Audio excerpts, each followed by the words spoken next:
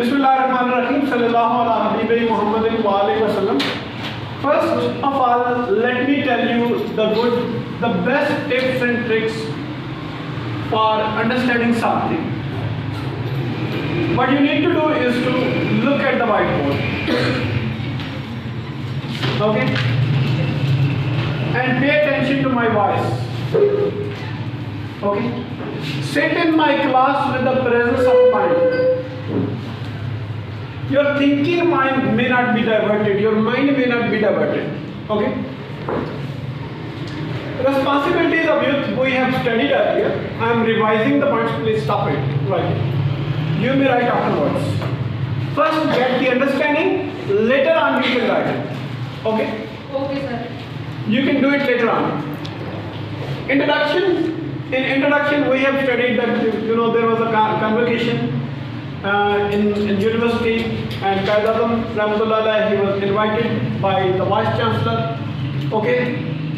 And he said some of the things that I may not be able to give a long lecture or long convocation address because I have many other calls upon me. Okay, like this, Anyway, and there was a point measure of duty incumbent upon.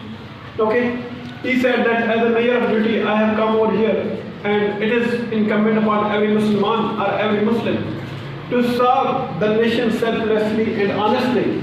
Okay, and he said that I have not come over here, or he had not come over there as a head of the state.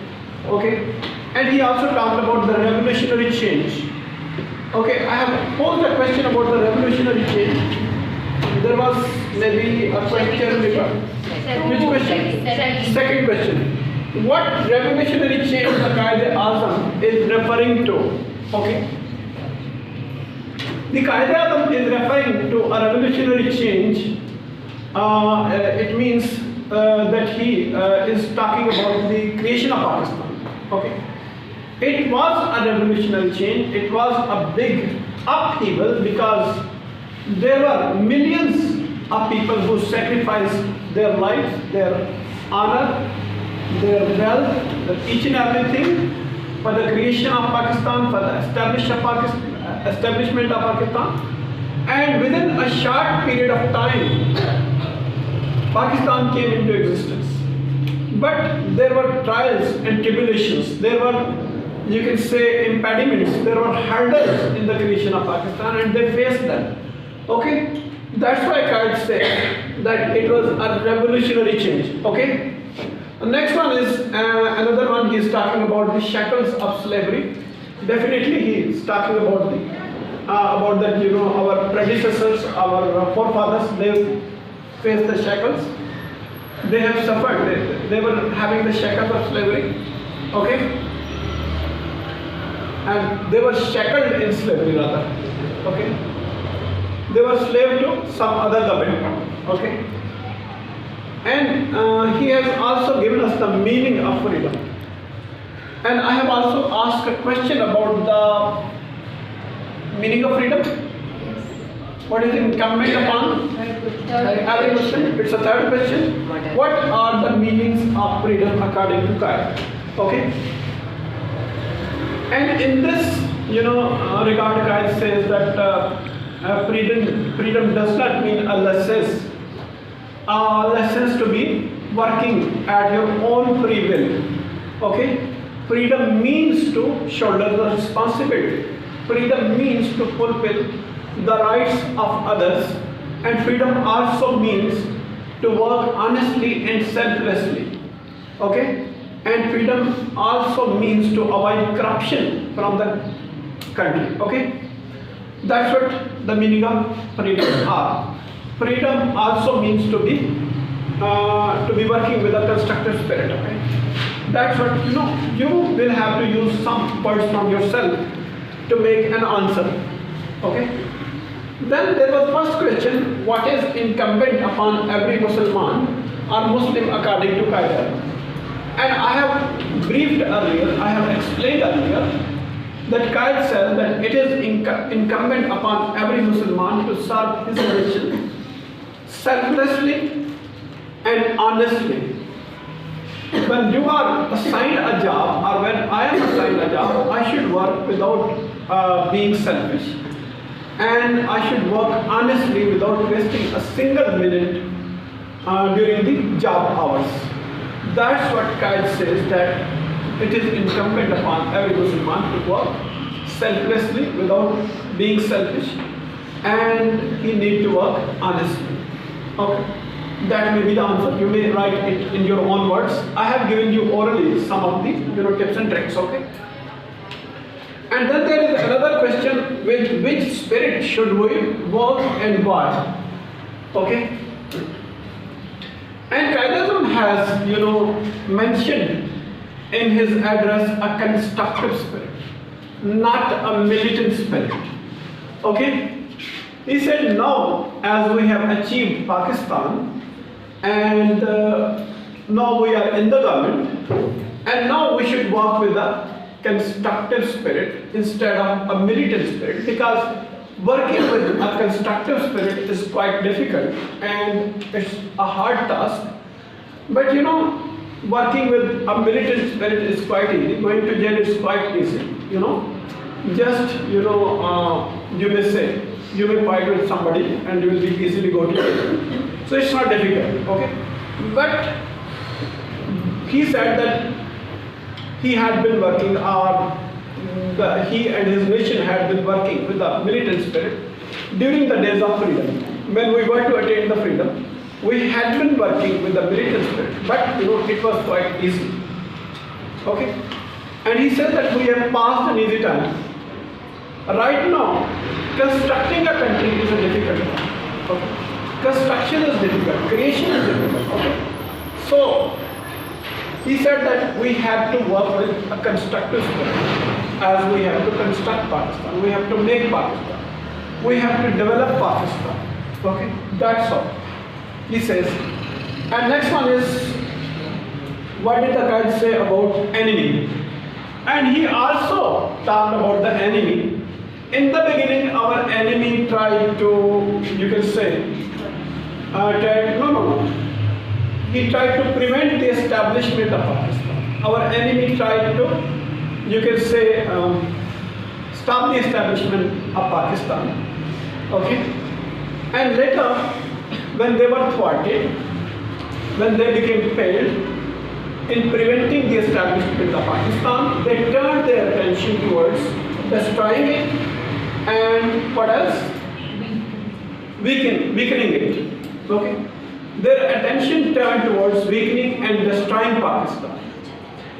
And even in weakening and destroying Pakistan, our enemy failed. And Pakistan was still progressing, or Pakistan is still progressing. Okay? So when they failed, what happened? And there was another question. What was the after effects of mass murder? Mass murder means murder at a large scale. Okay? Murder at a large scale. And after effects mean results, consequences. Okay? And there is a question from those passages, those 2-3 passages, from page number 1, page number 2, and page number 3. Okay? And the after effects of, you can say, Holocaust in Punjab and Delhi were that, you can say, inherited like, 50 lakh people or 50 lakh refugees from India. 50 lakh refugees, you can say, migrated from India to Pakistan. Okay. As they had been brutally killed over there, or it became difficult for them to live in India because they were killing them and they were injuring them. Okay, they were damaging their properties. That's the reason. Because of these atrocities and oppression, they left India and they came to Pakistan, especially they came to Punjab. Okay. When 50 lakh people, they are entering in a province, you can better imagine they pose a big difficulties, a big number of difficulties. Okay. So what kind of difficulties were there? Like there were the difficulties of rehabilitation. like they were homeless, they were having no medical treatment, and they were having no jobs. That's the reason it posed a big threat, a big problem to the state. Okay. So that's how you can solve the answers to all these comprehension questions. Okay, you can give the answer to all these comprehension questions using your own words. Okay, picking the main points, using the main points, you can answer the comprehension question. But first of all, what you need to do is to identify the main points from the chapter. Identify the main points, then answer the. Then it is quite easy to answer the comprehension questions. And this carries 28 marks. And that is called a purposeful reading. You should read, but with some purpose in your mind, with some objective in your mind. You should have a purpose, you should have an objective in your mind. Okay? And what is the objective? To understand the passages properly and mark the main points and understand the passage. And then answer whatever the questions are asked. Okay. Then there is a summary. Maybe 2-3 passages you are given. If you combine all these, what so happens is that examiners, they usually ask you important points in questions. If you combine all these important points together, okay, in your own words, okay, point number 1, point number 2, point number 3, point number 4, point number 5, point number 6. Examiners usually ask the important points, okay, in comprehension of a passage. Okay, if you combine all these important points, it becomes a summary. It becomes a summary. Okay, and you may also give the title accordingly.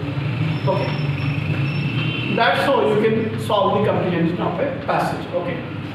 And if you still have any questions in your mind, you may ask me. But you will have to solve these questions, write the answer to these questions in your own words, and it is an assignment for you people that you will have to submit maybe on Monday. Prepare them in your own words, not just copying it from the book and just writing the answers. You may use some of the words from the book, but try to use some other words. Okay? Thank you very much. Have a nice time. Allah Hafiz.